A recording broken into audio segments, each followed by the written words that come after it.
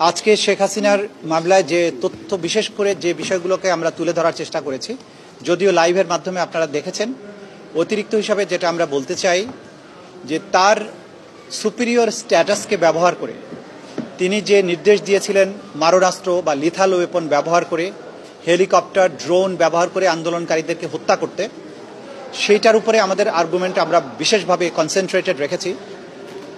এখানে আমরা তিনজন ব্যক্তির সাথে শেখ হাসিনার যে টেলিফোনে কথোপকথন, একটা হচ্ছে ফজলে নূর তাপসের সাথে তার কথোপকথন, আরেকটা হচ্ছে ঢাকা বিশ্ববিদ্যালয়ের তদানীন্তন ভিসি মাকসুদ কামালের সাথে তার কথোপকথন এবং হাসানুল হক ইনুর সাথে তার একাধিক কথোপকথন। এই কথোপকথনে তিনি নিশ্চিত করেছেন যে তিনি আইন শৃঙ্খলা রক্ষাকারী বাহিনীকে, পুলিশ, বিজিবি, র্যাব তাদেরকে এই নির্দেশ দিয়েছেন যে আন্দোলনকারীদেরকে লিথাল ওয়েপন ব্যবহার করে দেখামাত্রই, অর্থাৎ জমায়েত হওয়ার আগেই, শুরু থেকেই হত্যা করার নির্দেশ দিয়েছেন। এবং তিনি এটাও বলেছেন যে ড্রোন ব্যবহার করে অবস্থান শনাক্ত করে হেলিকপ্টার থেকে গুলি করে হত্যা করার নির্দেশ তিনি দিয়েছেন। হাসানুল হক ইনুকে তিনি কনফার্ম করছেন যে নারায়ণগঞ্জে এখানে হেলিকপ্টার থেকে ৩৬ সেনা নামানো হবে এবং উপর থেকে বম্বিং করা হবে, প্যারাট্রুপার নামানো হবে।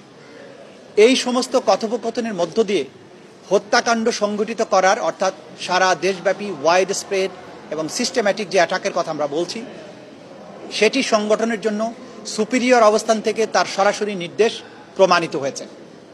আমরা আর্গুমেন্ট করেছি তার যে এই টেলিফোনিক কনভারসেশন, সেগুলো তার সঠিক কণ্ঠ কিনা নাকি এআই জেনারেটেড, সেই বিষয়ে আমরা বক্তব্য রেখেছি।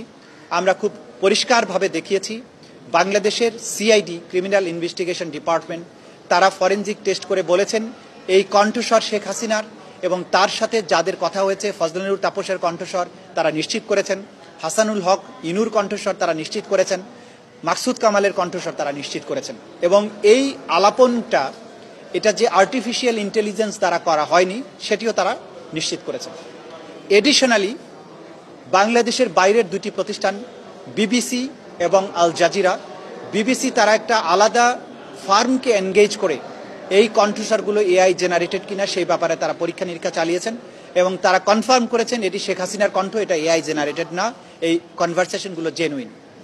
এটার বাইরে আমরা এই অর্ডারটা যে সত্যিকার অর্থে তিনি দিয়েছিলেন সেই ব্যাপারে পুলিশ বাহিনীর তদানীন্তন যিনি প্রধান, তিনি সরাসরি কোর্টে সাক্ষী দিয়ে বলেছেন যে এই লিথাল ওয়েপন ব্যবহার করা, হেলিকপ্টার ব্যবহার করা বা ড্রোন ব্যবহার করার ব্যাপারে নির্দেশনা তিনি পেয়েছিলেন। প্রধানমন্ত্রী স্বরাষ্ট্রমন্ত্রীকে বলেছিলেন, স্বরাষ্ট্রমন্ত্রী তাকে টেলিফোন করে জানান যে প্রধানমন্ত্রী তাকে এই নির্দেশ দিয়েছেন।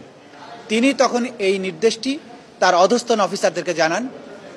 অধস্তন অফিসাররা, অর্থাৎ ডিএমপির তদানীন্তন কমিশনার হাবিব, প্রলয় জোয়ারদার, তারা এটা তাদের কমান্ড সেন্টারের মাধ্যমে ওয়্যারলেস মেসেজের মাধ্যমে বিভিন্ন কমান্ড পোস্ট, বিভিন্ন জায়গায় যে সমস্ত বাহিনীকে নিয়োগ করা হয়েছে তাদের কাছে এটি পৌঁছে দেওয়া হয়। ফলশ্রুতিতে দেশব্যাপী মারণাস্ত্র, আগ্নেয়াস্ত্র ব্যবহারের যে প্রমাণ, এই কমান্ড বা এই হুকুমের প্রেক্ষিতে সেগুলোর বিস্তারিত প্রমাণ, আমাদের লাইভ উইটনেস যারা আছে তাদের প্রমাণ আমরা দেখিয়েছি, আমাদের ডকুমেন্টারি এভিডেন্স দেখিয়েছি, পত্রপত্রিকার রিপোর্ট দেখিয়েছি, অজস্র ভিডিও ফুটেজ যে কিভাবে লিথাল ওয়েপন ব্যবহার করা হয়েছে, কিভাবে হেলিকপ্টার ব্যবহার করা হয়েছে, তার বিস্তারিত প্রমাণ এতটাই অকাট্যভাবে তুলে ধরা হয়েছে। এই আদালত শুধু নয়, আমরা যেটা বারবার বলেছি যে এই এভিডেন্স দিয়ে আন্তর্জাতিক কোনো আদালত হোক, বিশ্বের যে কোনো দেশের যে কোনো আদালতে তোলা হোক, অকাট্যভাবে এই অপরাধীদের, এই আসামিদের অপরাধ প্রমাণিত হবে।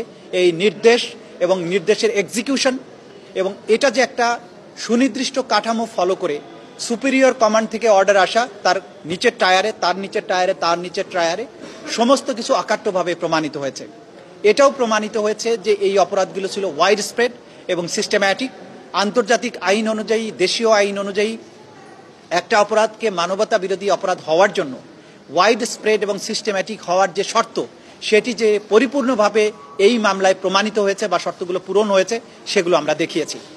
এর বাইরে হেলিকপ্টার থেকে যে গুলি করা হয়েছে, এই ব্যাপারে সংশ্লিষ্ট বাহিনীগুলোর কাছ থেকে হেলিকপ্টারের ডিটেইল ফ্লাইটের চার্টার আমরা সংগ্রহ করেছি। সেই ফ্লাইটগুলোতে কতক্ষণ ফ্লাইটের ডিউরেশন ছিল সেগুলো আমরা দেখিয়েছি। সেই ফ্লাইটগুলো অপারেট করেছেন কোন কোন পাইলট, তাদের নাম, ফোন নাম্বার আমরা দেখিয়েছি। ওইখানে পাইলট ছাড়া আর কোন কোন সৈনিক বা অফিসার যাত্রী ছিলেন ফ্লাইটগুলোতে, সেগুলো আমরা দেখিয়েছি। কি কি অস্ত্র সেখানে ব্যবহার করা হয়েছে, তোলা হয়েছে তার তালিকা আমরা দিয়েছি। কত রাউন্ড গুলি ফায়ার করা হয়েছে সেগুলো আমরা দিয়েছি। সেখানে SMG, light machine gun, short gun, rifle, sound grenade, stun grenade সব কিছুর হিসাব এখানে আছে। সেগুলো এবং ভিডিও ফুটেজ, আহতদের গুলিবিদ্ধ হওয়া এবং যেসব গুলি শহীদ এবং আহতদের শরীর থেকে বের করা হয়েছে সেই বুলেটগুলো, উদ্ধার করা বুলেট হসপিটাল থেকে ডাক্তাররা যেটা পেয়েছেন সেগুলো আমরা আদালতে উপস্থাপন করেছি। সুতরাং এই যে চেইন, হুকুম দেওয়ার থেকে শুরু করে গ্রাউন্ড পর্যন্ত কার্যকর হওয়া এবং এটার আফটার ম্যাথ, কিভাবে মানুষগুলো মারা গেল, কতজন মারা গেল, তাদের দেহ থেকে কি ধরনের বুলেট উদ্ধার হলো, এই বুলেটগুলো কোন গ্রেডের, কোন রাইফেল থেকে এসেছে, কাদের কাছ থেকে এসেছে, এই সব কিছুর অকাট্য প্রমাণ ট্রাইব্যুনালে আমরা তুলে ধরেছি। আগামীকালকে আমরা বাকি 3টা যে চার্জ আছে ঘটনা কেন্দ্রিক সেগুলোর ব্যাপারে তুলে ধরবো এবং কমান্ড রেসপন্সিবিলিটির উপরে যে আন্তর্জাতিক আইন, দেশীয় আইনের যে আইনের যে সমস্ত দৃষ্টান্ত আছে, নজির আছে, সেগুলো আমরা তুলে ধরবো এবং তার মধ্য দিয়ে হয়তো প্রসিকিউশনের আর্গুমেন্টের আমরা সমাপ্তি দিই। সেটা তো আপনারা জানেন যে সেগুলো পরবর্তী তারিখ নির্ধারিত হয়েছে। এইখানে 45 জনকে একসাথে প্রথমে একটা কমপ্লেন রেজিস্টার করে যদিও শুরু হয়, কিন্তু এখানে অনেকের বিরুদ্ধে কিন্তু আলাদা আলাদাভাবে তদন্ত হয়ে তাদের বিরুদ্ধে চার্জশিট দাখিল হয়েছে, ফর্মাল চার্জও দাখিল হয়েছে। এরকম করে 2-3 করে গ্রুপ করে সবার বিরুদ্ধেই প্রায় তদন্ত রিপোর্ট সমাপ্তির দিকে আছে। খুব সহসাই এদের বিরুদ্ধে তদন্ত রিপোর্ট এবং ফর্মাল চার্জ দাখিল হবে, এদের বিরুদ্ধেও আনুষ্ঠানিক বিচার শুরু হয়ে যাবে। ছোট ছোট গ্রুপে হয়ে যাবে, আলাদা আলাদাভাবে। তারিখটা আপনারা জেনে নেবেন, আমি জানি না এখনো তারিখটা, আমরা বলতে পারছি না। আমরা আশা করছি, চেষ্টা করব শেষ করতে, তারপরে হয়তো ডিফেন্স বলবেন, এরপরে হয়তো আমাদের জবাব দেওয়ার বিষয় থাকবে।